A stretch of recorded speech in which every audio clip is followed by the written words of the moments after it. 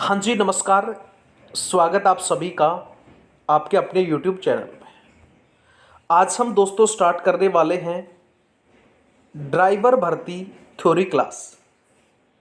Driver भर्ती theory class आज हम स्टार्ट करने वाले हैं और इसमें कंप्लीट जितनी भी आगामी भर्तियां या चली हुई जो भर्तियां हैं उनके एग्ज़ाम के बारे में बात करेंगे, उनके क्वेश्चंस के बारे में बात करेंगे। चाहे वो आईटीबीपी हो, चाहे एसएसबी ड्राइवर भर्ती हो, चाहे सीआरपीएफ भर्ती हो ड्राइवर, या Assam rifle, Delhi police driver या फायर ऑपरेटर ड्राइवर भर्ती, सभी का जो सिलेबस है वो थ्योरी इस क्लास के अंदर हम कवर कर लेंगे दोस्तों। और आज से हमारी जो थ्योरी क्लास है वो स्टार्ट हो चुकी है। अभी तक का लगभग 10 साल का इसी फील्ड के अंदर टीचिंग लाइफ के अंदर एक्सपीरियंस है। जहां तक मुझे आइडिया दोस्तों, अभी तक कोई भी क्वेश्चन एग्जाम से बाहर नहीं गया है। तो आज ही से आप अपना एक प्रण बना लें कि हमें कंटिन्यू स्टडी करना है और जो ही वीडियो विडिशर डालते हैं तो तुरंत उसका वहीं की वहीं हमें याद हो जाए। जिसने मेहनत की है दोस्तों, जिसने अपने आप को खर्च किया है, 100% वो आज सरकारी नौकरी भर्ती हुआ है। ये आप सभी को पता है। जिसने मेहनत की है मन से, दिल से, वो सरकारी नौकरी भर्ती हुआ है। और एग्जाम्पल मेरे पास एक नहीं है, कई हजारों बंदे जो हमारे पढ़ाए हुए आज भी गवर्नमेंट सेक्टर के अंदर जॉब कर रहे हैं। तो आज आपके लिए स्पेशल जो क्लास हमने स्टार्ट कर दी है, थ्योरी क्लास ड्राइवर की।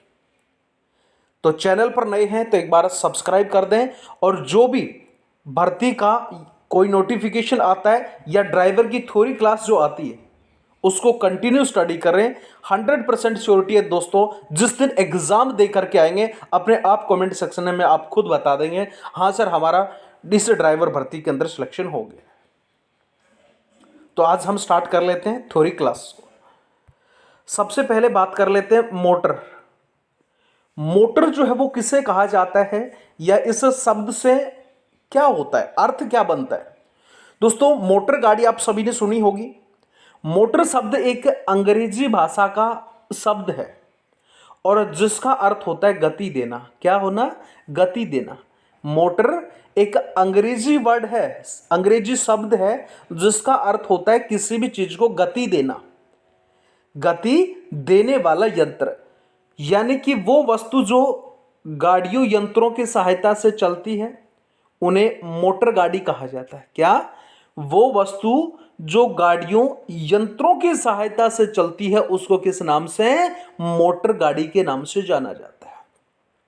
अपने पास में गाड़ी जो होती है, चाहे ट्रैक्टर की बात कर लें, चाहे ट्रक की बात करें, चाहे बाइक की बात करें, तो उसके अंदर क्या होता है दोस्तों? इंजन होती है। और उसी इंजन के माध्यम से क्या करता है? वो गति करता है, वो चलता है। और इसी कारण से उसको हम किस नाम से जान लेते हैं? मोटर गाड़ी। ठीक है। तो बड़ी बड़ी जो गाड़ियां होती है उसको किस नाम से?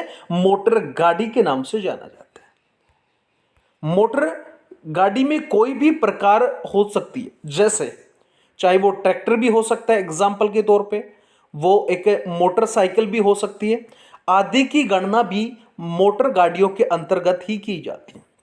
यानी कि ये सभी जो एग्जाम्पल जो अभी दिए हमने, अपने जो स्कूटर है, मोटरसाइकिल है, अपना जो ट्रैक्टर है, गाड़ियां हैं, कार, जीप, ये सभी किसका एग्जाम्पल है? वो एक मोटर गाड़ी का ही तो एक एग्जाम्पल है।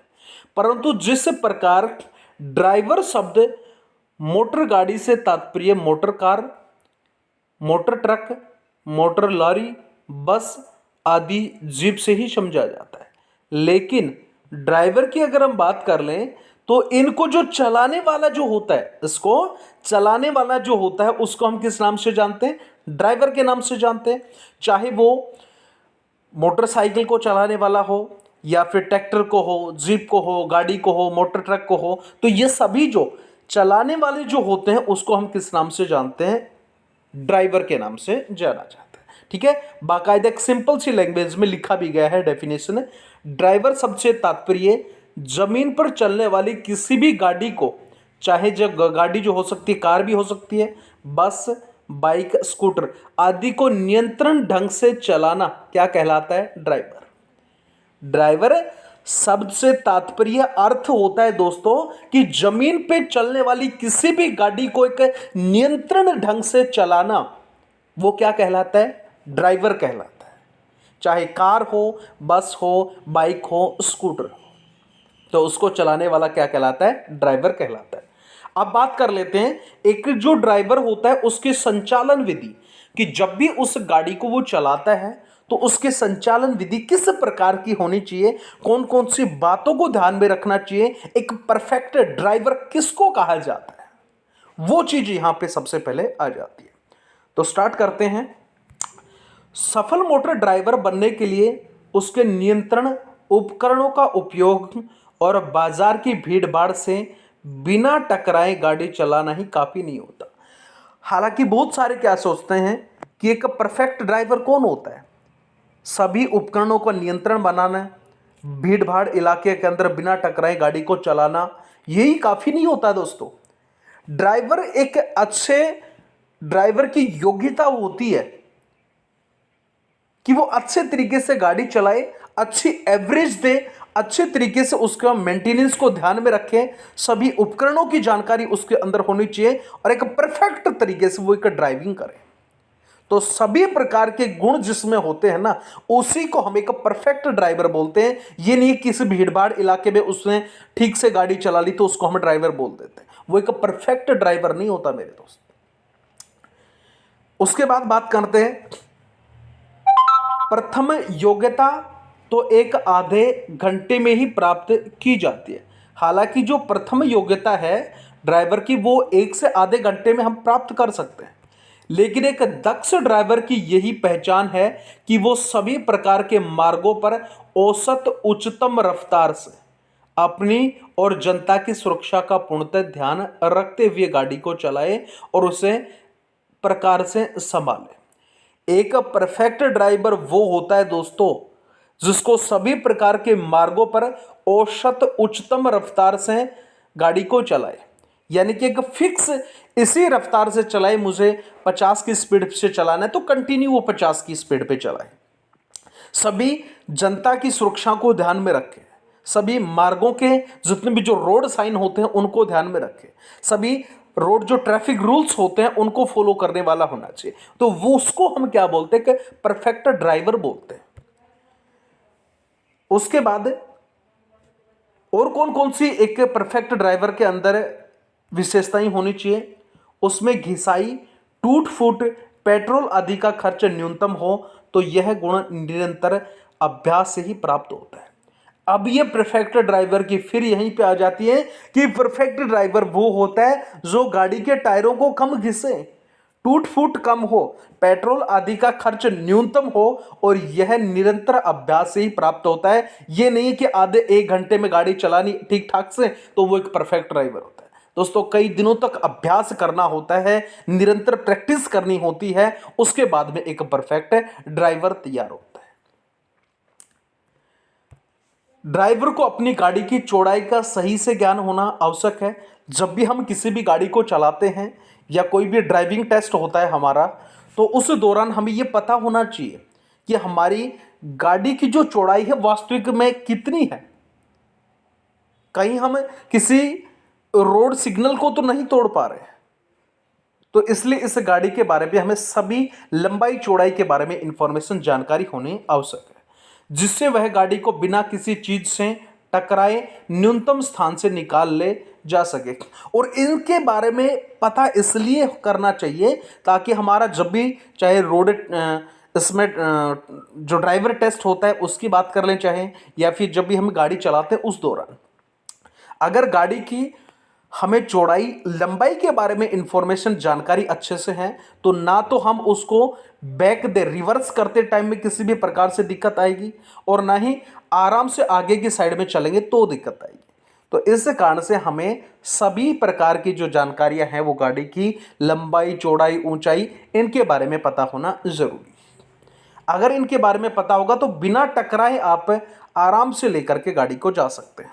अपनी गाड़ी और दूसरे वाहनों की रफ्तार की सही अटकल लगाने की योग्यता होनी चाहिए। अपनी वाहन की जो रफ्तार है वो और दूसरे वाहन की जो रफ्तार है वो उनकी भी एक अटकल, एक जानकारी होनी जरूरी है। गाड़ी को चालू करते समय नियंत्रण उपकरणों का संचालन इस प्रकार से करना चाहिए कि उनकी क्रिया पूर्णतः व्यवस्थित हो, उनकी क्रिया पूर्ण रूप से व्यवस्थित हो। जिस भी चीज़ को यूज़ में लेते हैं तो सबसे पहले तो उसके बारे में पता होना चाहिए कि वो प्रॉपरली तरीके से काम कर रहा है या नहीं कर रहा है। हम भी जब भी ड्राइविंग करते हैं तो सामने से कोई व्हीकल आ रहा है तो कितनी एक डिस्टेंस दूरी बना करके रखनी चाहिए, कब हमें ब्रेक अप्लाई करने हैं, कब मोड़ आएगा तो उस दौरान हमें स्पीड जो है हमारी कम करनी है। तो ये सारी चीज़ें एक ड्राइवर को पता होने जरूरी। ड्राइवर की निगाहें आगे की रास्ते पर लगभग 100 मीटर की दूरी तक फैली होनी चाहिए। जब भी हम गाड़ी की ड्राइविंग करते हैं तो सामने की 100 मीटर का जो एरिया है उस तक हमारी नज़रें फैली हुई होनी चाहिए। हो सकता है कोई भी ब्रेकर आ जाए, हो सकता है कोई ट्रैफिक आ जाए, ओवरटेक कर दे, हो सकता है कोई भी पशु वगैरह आ जाए, जीव जंतु आ जाए। तो इस कारण से एक ड्राइवर की एक रिस्पॉन्सिबिलिटी होती है कि वो 100 मीटर एरिया तक उनकी जो नज़रें हैं वो फैली होनी चाहिए, ताकि किसी भी प्रकार का एक्सीडेंट का सामना उसे ना करना पड़े। आवश्यकता पड़ने पर उसका हाथ बिना मार्ग से निगाहें हटाएं सही नियंत्रण उपकरणों पर पड़ना चाहिए। हालांकि जब भी हम बहुत बार क्या कर लेते हैं, गियर लगाते हैं या ब्रेक अप्लाई करते हैं, क्लच को दबाते हैं, तो उसका उस ड्राइवर का जो हाथ है बिना मार्ग से निगाह हटाएं। हालांकि उसकी जो नज़रें वो बिल्कुल सामने होनी चाहिए, और चाहे वो 1 से 4 नंबर गियर लगाए, चाहे 4 से 1 नंबर गियर लगाए, चाहे ब्रेक से गियर के को दबाए, तो उसको किसी भी प्रकार से नज़रें सामने होनी चाहिए। लेकिन जब भी ये काम करते हैं तो किसी भी प्रकार की जो अनियंत्रण होने की स्थिति है वो उत्पन्न नहीं होनी चाहिए। तो ये एक ड्राइवर का जो गुण है वो होता है। ड्राइवर के लिए राजमार्गीय नियमों का जानना भी आवश्यक है। जितने भी जो रोड साइन होते हैं उनके बारे में पता होना चाहिए। याद रखना चाहिए कि सड़क की बाईं तरफ का भाग अपनी गाड़ी और दाहिनी तरफ का भाग सामने से आने वाली गाड़ियों के लिए निश्चित करता है। इंपॉर्टेंट क्वेश्चन है दोस्तों, इस चीज को नोट करना, इस चीज को नोट करना। सड़क की बाईं तरफ का जो भाग है अपनी गाड़ी, कौन सा, हमेशा बाईं तरफ जो है अपनी गाड़ी होगी, और दाहिने तरफ से सामने से आने वाली जो गाड़ी होती है उसका मार्ग होता है। इस चीज को नोट कर ले। डायरेक्ट क्वेश्चन यही पूछा जाता है कि हम अगर बाईं तरफ से जा रहे हैं तो सामने से आने वाली जो गाड़ी है उसका रास्ता किस तरफ होगा। तो ये छोटे छोटे क्वेश्चन यहां से ये इसको थोड़ा सा घुमा कर भी आपसे पूछा जा सकता है। ठीक है, अपनी ही दिशा में आगे चलने वाले वाहनों का अभिलंघन करने के लिए उन्हें बाईं तरफ छोड़कर अपनी दाईं तरफ से निकल जाना चाहिए। ठीक है, तो इन सभी चीजों को हमें ध्यान में रखना है। नेक्स्ट आ जाता है गाड़ी के इंजन को चालू करना है। कि जब भी हम गाड़ी के इंजन को चालू करते हैं तो कौन कौन सी बातों को हमें क्या करना है, ध्यान में रखना है। बात कर लेते हैं भिन्न भिन्न कारखानों की बनी गाड़ियों की रचना में भिन्न भिन्नता होने के कारण उनको चालू विधि में भी कुछ भिन्नताएं होती हैं। हालांकि अलग अलग प्रकार की जो गाड़ियां हैं वो तैयार होती हैं, अलग अलग प्रकार की जो कंपनी होती है वो तैयार करती है। कोई महिंद्रा तैयार कर रहा है, कोई टाटा तैयार कर रहा है। तो सभी जो गाड़ियां हैं वो अलग अलग होती हैं, और उनको चलाने का, इंजन को चलाने का जो प्रोसेस है वो भी क्या होता है, डिफरेंट डिफरेंट होता है, अलग अलग होता है। विशेषकर सर्द के मौसम में गाड़ियां चालू होते समय कठिनाइयां उत्पन्न करती हैं। आपने देखा होगा सर्दी के समय के अंदर बहुत बारी समस्या आ जाती है गाड़ी को स्टार्ट होने के अंदर। जहां पे टेम्परेचर थोड़ा सा डाउन हो जाता है वहीं पे जो इंजन है वो हमारा क्या हो जाता है, बंद हो जाता है। चाहे लद्दाख एरिया की बात कर लें, जम्मू कश्मीर की बात कर लें, हिमाचल सिक्किम की बात करें, तो वहां पे क्या हो जाता है, एरिया थोड़ा सा ठंडा होता है, और इस कारण से हमारा जो फ्यूल होता है उसकी प्रॉपरली सप्लाई इंजन तक नहीं पहुंच पाती। इसी कारण से वो क्या हो जाता है, बंद हो जाता है, और ये समस्याओं का सामना हमें देखना पड़ता है। पहले से ही उनका नियंत्रण उपकरणों का समंजन उचित प्रकार से कर लेना चाहिए कि जब भी हम इंजन को स्टार्ट करते हैं तो सभी चीजें इनके बारे में चेक करना चाहिए कि फ्यूल का प्रॉपर जो सप्लाई वो इंजन तक जा रही है या नहीं जा रही। ठीक है, ताकि हमें इंजन को स्टार्ट करते समय किसी भी प्रकार की दिक्कत का सामना ना करना पड़े। अब नेक्स्ट आ जाता है गियर को बदलना, कि गियर को किस तरीके से हमें बदलना चाहिए, एक ड्राइवर को कौन कौन सी बातों को ध्यान में रखना है। यहां से भी बहुत बार क्वेश्चन एग्जाम के अंदर दोस्तों बन जाते हैं। एक गियर से दूसरे गियर में बदलने करने के लिए क्लच फलक को थोड़ा ही दबाना चाहिए। हालांकि हम जब भी गियर को चेंज करते हैं तो हमें हमारा जो क्लच होता है उसको दबाना चाहिए, पूरा नहीं। इस समय त्वरित फलक को आज़ाद छोड़ देना चाहिए, यानी कि पूरा नहीं दबाना चाहिए, हल्का सा थोड़ा सा कम दबाएं और उसके बाद में त्वरित जो फलक है उसको क्या कर दें, छोड़ देना चाहिए।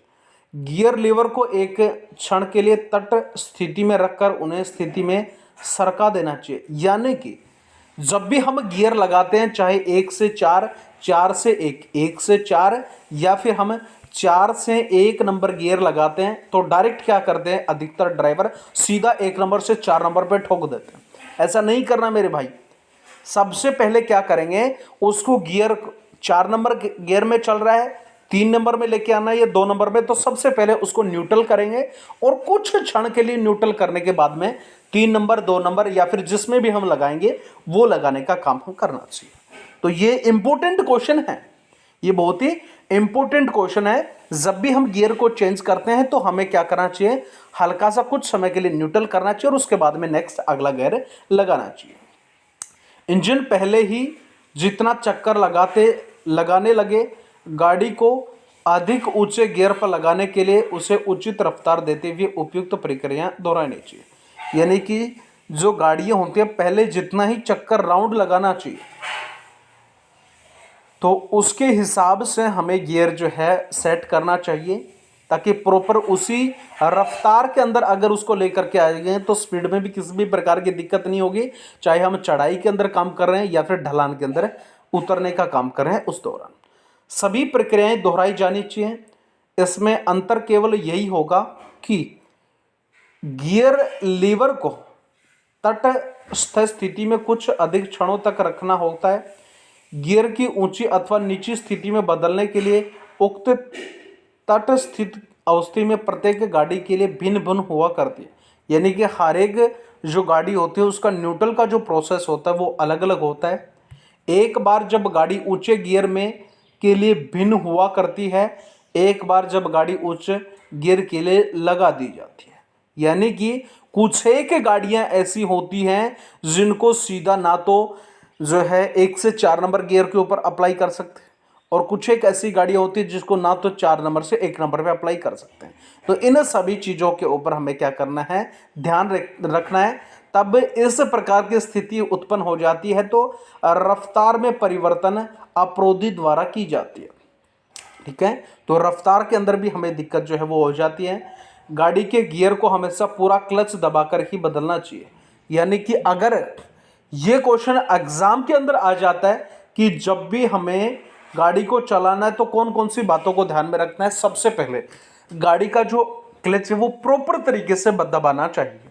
ठीक है, अगर पूरा क्लच बिना दबाए आप गियर लगाते हैं तो गियर बॉक्स जल्दी खराब होने की आशंका बनी रहती है। ठीक है, पूरा क्लच बिना, अगर बहुत बार हम क्या कर लेते हैं कि आधे से कैंडिडेट तो बिना क्लच दबाई गियर ठोक देते हैं। देख लेना, एग्जाम्पल के तौर पे हरियाणा रोडवेज देख ही रहे होंगे आप। तो हरियाणा रोडवेज वाले क्या करते हैं, यहाँ सीधा का सीधा बिना क्लच गियर ठोक देते हैं। तो उसका जो इफेक्ट है गियर का वो किसके ऊपर जाता है दोस्तों, गियर बॉक्स के ऊपर, और इसी कारण से जो इंजन है उसका गियर बॉक्स खराब हो जाता है। तो ऐसी स्थिति हमें उत्पन्न नहीं करनी, हमें क्लच का यूज लेना प्रॉपर तरीके से, ताकि हमारी जो गाड़ी का इंजन है वो अच्छे तरीके से काम करे और अच्छे तरीके से हमारा जो गियर बॉक्स है वो वर्क करे। तो इसलिए हमें इन चीज़ों को ध्यान में रखना है। गाड़ी को धीमा करना और रोकना, कौन कौन सी बातों को ध्यान में रखना होता है जब भी गाड़ी को धीमा करना होता है या रोकना होता है उस दौरान। सबसे पहले, जैसा पहले बताया गया है कि यदि ड्राइवर अपनी निगाहें मार्ग पर गाड़ी से लगभग 100 मीटर आगे की तरफ फैलाएं। जब भी हम ड्राइविंग कर रहे होते हैं तो 100 मीटर एरिया जो है हमारी आंखों की नज़रों के अंदर होना चाहिए, और सामने से आने वाले बच्चे बापू बजाने वाले, बापू यानी कि जो हॉर्न बजाने वाले हैं, वो मोड़ पर घूमने या चढ़ाई के लिए गियर बदलने अथवा चाल को धीमा करने आदि के लिए काफ़ी समय मिल जाता है। हमें जब भी गाड़ी को चलाते हैं तो उस दौरान कोई भी मोड़ है, चढ़ाई है, ढलान है, तो हालांकि हमें उस दौरान क्या हो जाता है, टाइम मिल जाता है, काफ़ी टाइम मिल जाता है, आराम से हम उसको जो है डाउन में ला सकते हैं, ब्रेक अप्लाई कर सकते हैं या आराम से उसको चला सकते हैं। ठीक है, गाड़ी को दोनों ब्रेक लगाकर झटके से रोकने की आवश्यकता नहीं पड़ती।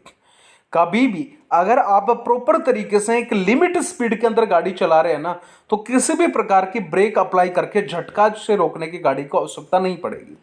अगर आप झटके से गाड़ी को रोकते हैं तो हमारा एक तो जो ब्रेक सिस्टम है वो खराब होगा, साथ में गाड़ी की जो टायर हैं वो घिसेंगे, जाहिर सी बात है, और इसी के साथ में गाड़ी को और भी बहुत सारे नुकसान हो जाते हैं। तो इस कारण से हम एक परफेक्ट जो ड्राइवर होता है ना, वो सभी चीज़ों को एक प्रॉपर लिमिट के अंदर काम करके और अच्छे से गाड़ी को चलाता है। गाड़ी को ठहराने के संबंध में दो बातें ध्यान में रखनी है। जब भी आप गाड़ी को रोकते हैं तो उस दौरान दो इंपॉर्टेंट जो चीज़ है उनको ध्यान में रखना है, और कौन कौन सी इंपॉर्टेंट है वो एक बार बात कर लेते हैं। सबसे पहले, गाड़ी को सड़क के मोड़ पर या कोने पर कभी भी खड़ा नहीं करना चाहिए। बहुत बार क्या कर लेते हैं, ड्राइवर सड़क के ऊपर या मोड़ के ऊपर खड़ा कर देते हैं, जिससे धुंध का समय या कोहरा जो होता है सर्दी के टाइम में, वो गाड़ियां दूसरी जो आ रही होती हैं उनको वो गाड़ी नहीं दिखाई देती और उसके अंदर क्या कर देता है, वो ठोक देता है। तो क्या हुआ, एक्सीडेंट हुआ। इसी के साथ में बहुत बार क्या हो जाता है, अगर एक रास्ते के अंदर मार्ग में हम गाड़ी को अपनी को खड़ी कर देते हैं तो आने जाने वाले जो व्हीकल्स होते हैं उनको भी बाधाएं होती हैं। तो इसलिए इन सभी चीज़ों को हमें ध्यान में रखना है। किसी भी गली या सीधी चौड़ी सड़क पर भी गाड़ी को किसी दूसरी खड़ी हुई गाड़ी के मुंह के सामने नहीं खड़ा करना चाहिए। हम क्या कर लेते हैं, जैसे अपने पास में ये एक गाड़ी है, ठीक है, ये एक गाड़ी है और दूसरी गाड़ी है ये, ठीक है। ये जो गाड़ी थी वो ऑलरेडी खड़ी हुई है और हम यहाँ से गाड़ी लेकर के जा रहे हैं और इस गाड़ी के बिल्कुल सामने की मुंह की तरफ खड़ी कर देते हैं। तो ऐसा भी हमें नहीं करना चाहिए, क्योंकि इनसे भी एक असुविधा उत्पन्न होती है, बाधा उत्पन्न होती है। ठीक है, तो इन चीज़ों को भी हमें जो है वो ध्यान में रखना चाहिए। इस कारण से क्या हो जाती है, हमें असुविधा या बाधाओं का सामना करना पड़ता है। ठीक है, तो ये जो चीज़ थी, मोस्ट इंपॉर्टेंट चीज़ जो थी आपके सामने। अब आ जाता है सड़क बोध, रोड सेंस। रोड सेंस जो है उनके बारे में भी थोड़ा सा बात कर लेते हैं। जो वाहन हैं, क्या होते हैं, वाहन चलाते समय ड्राइवर द्वारा अपने विवेक से काम लेने की और सड़क बोध कहा जाता है। क्या बोला जाता है, एक ड्राइवर को ड्राइविंग करते समय अपने विवेकपूर्ण, अपने ठंडे स्वभाव से काम लेना की क्रिया को किस नाम से जाना जाता है, सड़क बोध के नाम से जाना जाता है।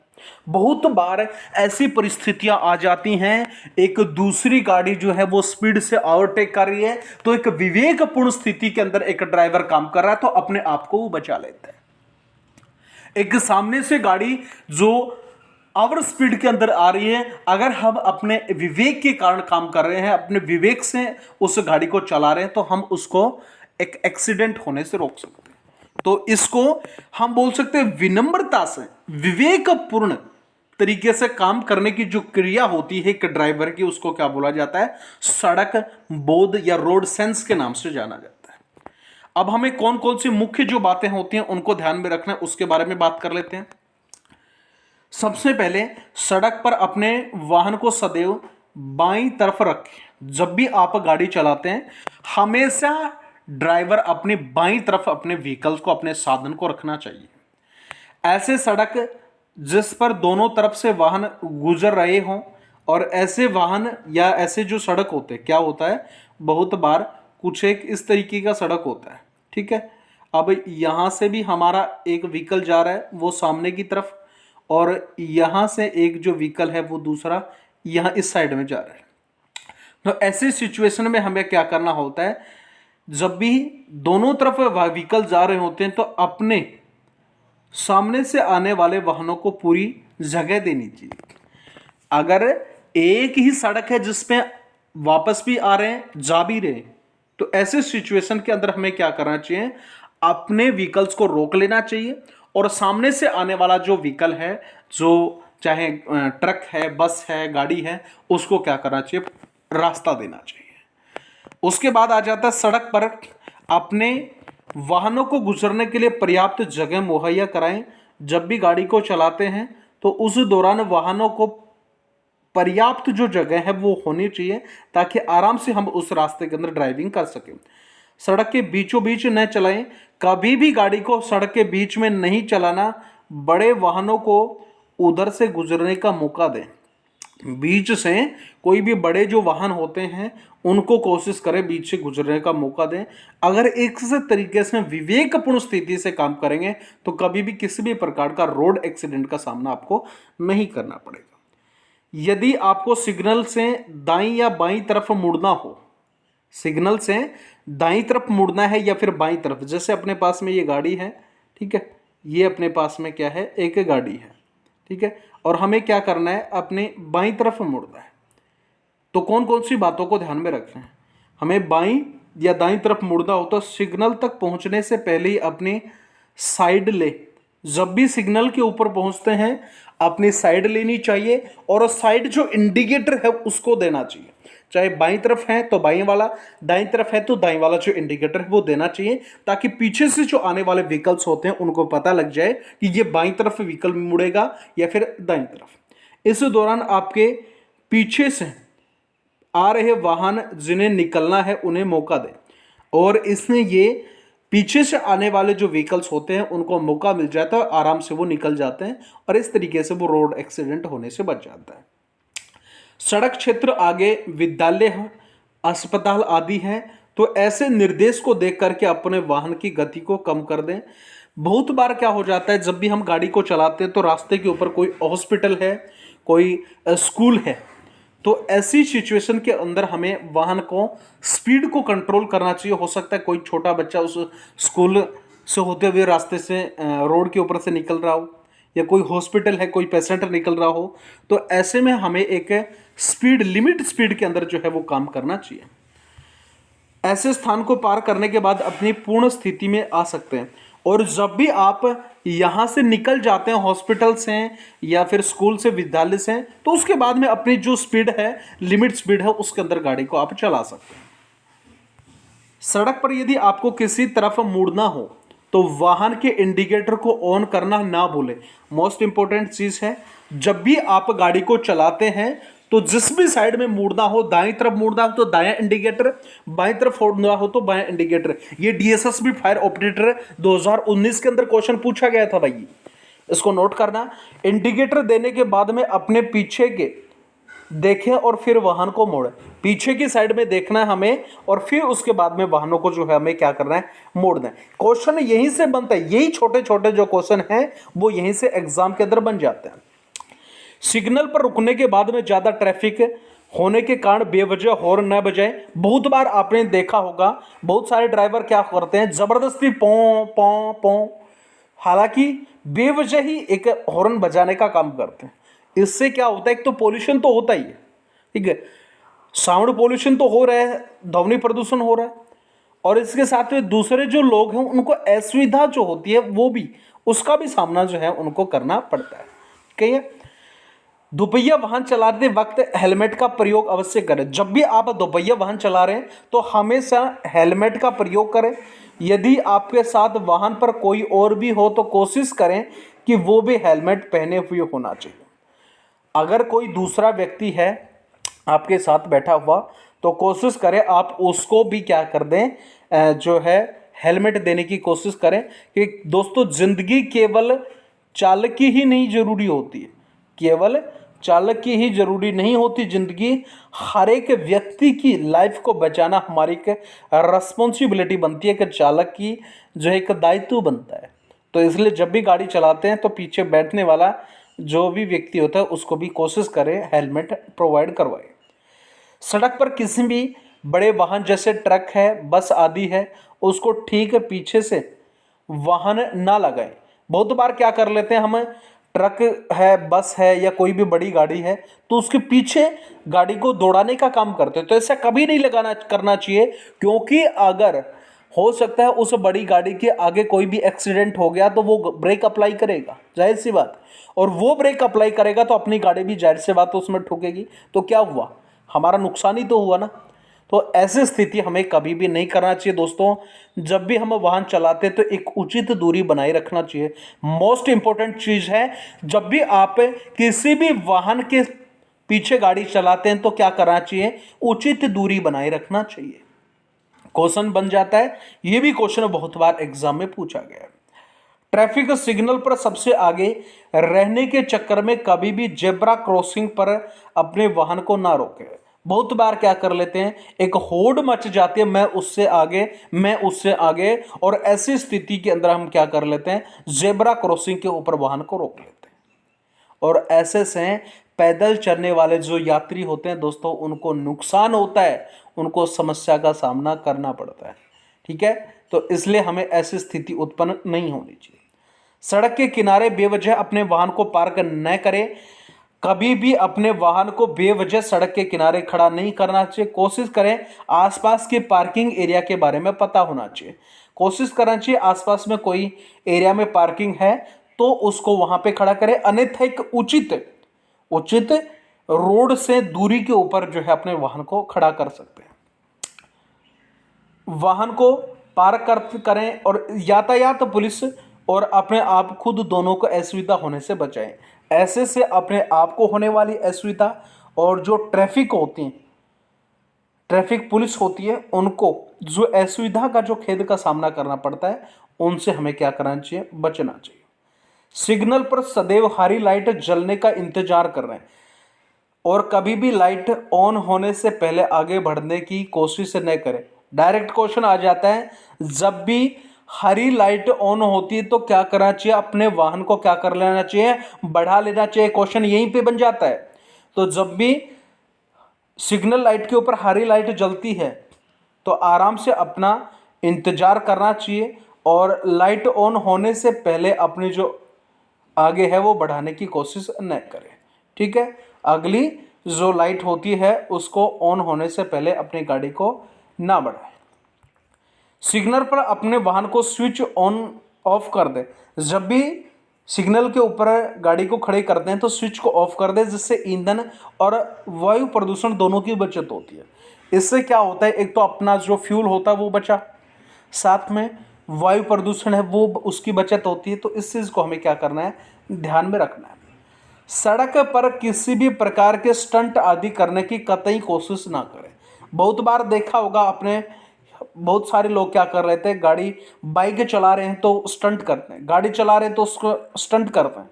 तो ऐसा नहीं करना। कभी भी अगर आपका बैलेंस बिगड़ जाता है तो आपका रोड एक्सीडेंट हो सकता है, आपकी मृत्यु हो सकती है। जिंदगी के अंदर जीवन एक बार ही मिलता है। इन सभी चीजों को हमें क्या करना है, ध्यान में रखना है। आप एक कुशल चालक हो लेकिन सदैव हादसे अपनी गलतियों से नहीं होते। अगर आप एक परफेक्ट ड्राइवर भी हैं तो भी क्या हो जाता है कि जरूरी नहीं कि वो गलती आपसे ही हो, सामने से कोई आने वाली गाड़ी है, वो कोई भी ट्रैफिक वो अपनी गाड़ी में ठोक दे तो भी तो हुआ, तो एक्सीडेंट ही ना। तो ऐसे से हमें क्या करना चाहिए, बचना चाहिए। कभी भी दूसरे की जो लापरवाही होती है उसके हादसे के कारण भी बन जाते हैं। तो उन दूसरों की लापरवाही को भी हमें क्या करना चाहिए, ध्यान रखना चाहिए। इस प्रकार से इन नियमों का पालन कर आप सड़क सेंस संबंधित अनेक नैतिकता का पालन कर एक सभ्य नागरिक बन सकते हैं। और इसी के साथ में सड़क के इन नियमों पर खुद की भी अमल करें और दूसरों की भी पालन करने की सलाह दें। तो ये जो था आज का टॉपिक हमारा ट्रैफिक से रिलेटिव, और कल बात करेंगे ड्राइविंग लाइसेंस प्राप्ति की जो जानकारी है वो। कम से कम लगभग 5 से 6 क्वेश्चन यहाँ से पूछे जाते हैं। और आज जो क्लास करवाई दोस्तों, कम से कम एग्जाम के अंदर 2 से 3 क्वेश्चन पूछे जाएंगे, चाहे जिसका दिल्ली पुलिस का हो या अदर ड्राइवर का पेपर हो, तो एक बार चेक कर लेना और मेरे को कमेंट सेक्शन के अंदर बता देना जिस दिन एग्जाम हो कि सर यहाँ से क्वेश्चन नहीं आया, तो तुरंत वहीं से इसी टॉपिक के अंदर आपको क्वेश्चन जो है वो निकाल करके हम दिखाएंगे। ठीक है, तो आप अच्छे तरीके से, बढ़िया तरीके से इस टॉपिक को स्टडी कर लें। फिर मिलते हैं कल इसी शानदार क्लास में। कंप्लीट थ्योरी क्लास करेंगे, फिर प्रैक्टिस सेट सोल्व करेंगे और फिर उसके बाद में लगभग 1000 वन लाइनर सोल्व करेंगे और फिर करेंगे ट्रैफिक जो रोड साइन होते हैं उनको। ठीक है, फिर मिलते हैं, तब तक जय हिंद जय भारत।